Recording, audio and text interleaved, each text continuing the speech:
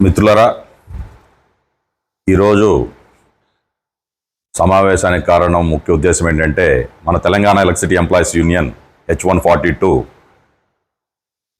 12వ వార్షికోత్సవాన్ని ఈరోజు మనం జరుపుకోవడానికి సమావేశమయ్యాం. మిత్రులారా, మన ఆర్గనైజేషన్ స్టార్ట్ చేసి 2013 నుంచి 2024 వరకు 13 సంవత్సరాలు ఎన్నో ఆటుపోట్లు ఎదుర్కొని ఇవాళ మన ఈ కార్మిక సంఘాన్ని విద్యుత్ సంస్థలో నిలబెట్టుకొని విద్యుత్ సంస్థల్లో పనిచేస్తున్నటువంటి ఉద్యోగులు, ఆర్టిజన్స్ సమస్యల పట్ల ఎప్పటికప్పుడు మనం యాజమాన్యం దృష్టికి తీసుకెళ్ళి పరిష్కరించుకునే క్రమంలో ఎన్నో ఇబ్బందులు పడ్డా మనం ఒక 10 డిమాండ్లు పెడితే ఒక 2-3 డిమాండ్లు వాళ్ళు సాధ్యమైనంత వరకు చేసుకున్న మిగతా డిమాండ్లు నెక్స్ట్ వచ్చే ఇదిలో కూడా మనం ఆ 7-8-5-6 డిమాండ్లు కూడా మనం పొందుపరుచుకొని నెక్స్ట్ అట్లా సాధించుకుంటూ క్రమంగా మనం దినదినాభివృద్ధి చెందుకుంటూ మన సంఘం ముందుకు నడుస్తుంది.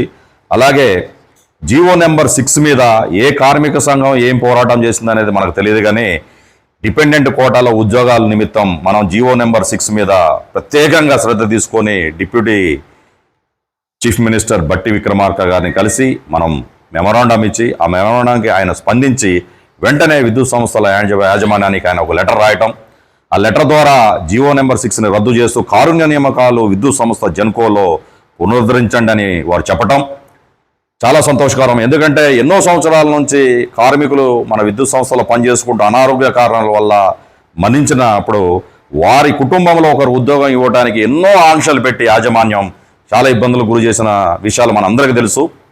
ఈ క్రమంలో మనం ఆ విజయాన్ని సాధించి ఎన్నో వందల కుటుంబాలు ఇవాళ వాళ్ళ జీవితాల్లో వెలుగులు నింపామంటే గర్వంగా చెప్తున్నాం. మన సంస్థ నుంచి, మన యూనియన్ నుంచి ఆ పోరాటం మన ద్వారానే ఆ జీవో నెంబర్ 6 రద్దు చేసి మళ్ళా కారుణ్య నియామకాలు పునరుద్ధరించడం జరిగిందని తెలియజేస్తున్నాం. మిత్రులారా, అలాగే మనం ఏదైతే నిన్న ట్రాన్స్కో జెన్కో సిఎండి గౌరవనీయులు రొనాల్డ్ రోస్ గారిని మనం కలవటం, మన సంఘం నుంచి రాష్ట్ర నాయకత్వం, రీజనల్ నాయకత్వం కలిసి సార్ని కలిసాం. నిన్న కలిసి కేటీపీఎస్లో పెండింగ్ ఇష్యూస్ కొన్ని సంవత్సరాల నుంచి ఎప్పటి నుంచో ఉన్నాయి సార్. రిలేటెడ్గా ఏంటంటే మన కేటీపీఎస్ హాస్పిటల్లో వైద్యుల కొరత ఉంది సార్. నైట్ డ్యూటీలో ఏదైతే డాక్టర్స్ ఉండట్లేదు, ఏదైనా ఎమర్జెన్సీ వచ్చి కనీసం హాస్పిటల్ పోతే మనకి అక్కడ ట్రీట్మెంట్ అందక ఎన్నో మరణాలు ఈ మధ్య కాలంలోనే జరిగినాయి అని చెప్పటం. అలాగే అక్కడ ఏదైతే హాస్పిటల్లో ఎక్స్రే ఏదన్నా మనకి బోన్ ఫ్రాక్చర్ అయితే ఎక్స్రే తీసినప్పుడు ఆ ఎక్స్రేను కూడా డార్క్ రూమ్ మెథడ్లోనే అదే ప్రాసెస్లో ఫిలిం డెవలప్ చేసి ప్రింట్ తీసి అవి చేసి అది ఇంకా ఎప్పుడో 50 సంవత్సరాలు ఉన్న టెక్నాలజీని ఇప్పటికీ అదే వాడుతున్నారు సార్ మన హాస్పిటల్ అని చెప్పి దాన్ని డిజిటల్గా అప్గ్రేడ్ చేయండి అని వెంటనే దానికి ఎంతవరకు ఖర్చు వస్తుంది, మీ దగ్గర ఏమైనా ఎస్టిమేట్ ఉందా, అందాజాగా చెప్పగలరా అంటే చెప్పాము సార్. ఒక 5 నుంచి 6 లక్షల వరకు ఖర్చు వస్తుంది. పెద్ద 5 నుంచి 6 లక్షలకైతే ఇన్ని రోజులు ఎందుకు వెయిట్ చేశారంటే అది మన గతంలో ఎన్నోసార్లు గత యాజమాన్యానికి మనం చెప్పాం సార్, వాళ్ళు పట్టించుకోలేదు. కనీసం మీ గురించి మేము తెలుసుకున్నాం, మీరు నిబద్ధతతో మీరు చేసిన గతంలో చేసిన సంస్థల్లో తెలుసుకుంటే ఎంతో నిబద్ధతతో పనిచేశారు. కార్మికుల పట్ల ప్రత్యేక శ్రద్ధ తీసుకొని వాళ్ళ సమస్యల పట్ల మీరు ఎప్పుడూ ముందు వరుసలో నిలబడతారని మేము భావిస్తున్నాం సార్ అని చెప్పినప్పుడు ఆయన స్పందించి వెంటనే మనం ఇచ్చిన రిప్రజెంటేషన్, ఇదే రిప్రజెంటేషన్ నిన్న మనం ఇచ్చాం సార్కి. దాని మీద ఏదైతే మనం హాస్పిటల్ 3 ఇష్యూస్ రాసినాం, తర్వాత ల్యాబొరేటరీ ఏదైతే రక్త పరీక్షలు ఉన్నాయో ఆ రక్త పరీక్షలు కూడా థైరాయిడ్ కానివ్వండి, ఏదైనా మలేరియా ఏది రాసినా బయటికి వెళ్ళండి టెస్ట్ చేసుకొని రండి అని చెప్తున్నారు. ఇంత పెద్ద హాస్పిటల్ కనీసం ల్యాబొరేటరీ కూడా ఒక మంచి ల్యాబొరేటరీ లేదంటే అంటే దాన్ని కూడా అదే పద్ధతిలో అదే ఖర్చు వస్తుంది. ఒక 5 నుంచి 6 లక్షల కంటే ఎక్కువేం రాదు. అది ఈ 2 కలిపినా ఒక 10-12 లక్షలకి మనం డెవలప్ చేసుకోవచ్చు, ఇంత హాస్పిటల్ ఆర్గనైజ్ చేసుకుంటారు. అట్లనే డాక్టర్స్ని కూడా 3 అడిగిన సాధ్యమైనంత వరకు నేను ఏర్పాటు చేస్తాను రామారావు గారు. అలాగే నేను మీ కేటీపీఎస్ కాంప్లెక్స్ని విజిట్ చేద్దాం అనుకుంటున్న అతి త్వరలో మీ దగ్గరకు వస్తాను. ఎందుకంటే సార్ మా కార్మికుల కష్టాలు ఇక్కడ ఎన్నో ఉన్నాయి. ఇవాళ పొల్యూషన్లో పనిచేస్తున్నారు, ఆర్టిజన్స్ కానివ్వండి, ఇవాళ 24/7 పవర్ ఇస్తున్నామంటే సార్ ఎన్నో కష్టాలు ఒడిదూకుల మధ్యన ఇవాళ మేము పనిచేస్తున్నాం. పొల్యూషను, రేడియేషను, మాకుండే జబ్బులు ఇలా ఏ ఉద్యోగికి మిగతా గవర్నమెంట్ సెక్టర్లు ఎవరికి ఉండవు సార్. అన్ని బాధలు పడతాం. లెగిస్తే హాస్పిటల్కి కుటుంబ సభ్యులతో పరిగెత్తాల్సిన పరిస్థితి ఇలా విద్యుత్ సంస్థ జెన్కోలలో ఉంది. ప్రత్యేకంగా అదేంటంటే మన కేటీపీఎస్ కేంద్రంలో ఎక్కువ మరణాలు సంభవించదు అనేది చిన్న వయసులోనే లివర్ ప్రాబ్లం రావడం, గుండె ప్రాబ్లం రావడం, కిడ్నీ ప్రాబ్లం రావడం, దాని ద్వారా మరణాలు కూడా చెందినాయి సార్. చిన్న పిల్లలతో పెట్టుకుని కుటుంబాలు రోడ్డును పడుతున్నాయి. జీవో నెంబర్ 6 వల్ల ఏదో ఇప్పటికైతే ఒక సెట్ చేశారు. దానివల్ల కానీ మీరు ప్రత్యేక శ్రద్ధ పెట్టి జెన్కోలో ఏదైతే సమస్యలు ఉన్న సమస్యల పట్ల మీరు ఇది చేయాలని కోరటం. తర్వాత ఏదైతే మనకి పిఎల్ఎఫ్ మనకి దౌర్భాగ్యం ఏంటంటే 800 మెగావాట్ల విద్యుత్ సంస్థని మన తెలంగాణ ఫస్ట్ కట్టుకున్నాం. కనీసం ఇవాళ పక్క station plant load factory allowance తీసుకుంటున్నాం, మేము తీసుకోలేకపోతున్నాం సార్. అలాగే బీటీపీఎస్ కన్స్ట్రక్షన్ వాళ్ళు కూడా పిఎల్ఎఫ్ ఎలవెన్స్ ఇంతవరకు రాలేదు. అంటే దాని మీద ఇమ్మీడియట్ యాక్ట్ తీసుకుని డైరెక్ట్ మనీ సాల్వ్ చేస్తారు రామారావు గారని ఈ పిఎల్ఎఫ్ ఇష్యూలో కూడా సారు మనకి మాట ఇవ్వటం. అలాగే ఒక 60-70 సంవత్సరాల క్రితం కట్టిన క్వార్టర్లు ఏ స్టేషన్ కట్టినప్పుడు ఉన్న క్వార్టర్స్ సార్ ఇవి ఇవాళన్నీ శిథిలావస్థకు వచ్చినాయి, ఎవరు ఉండలేని పరిస్థితిలో ఉన్నారు.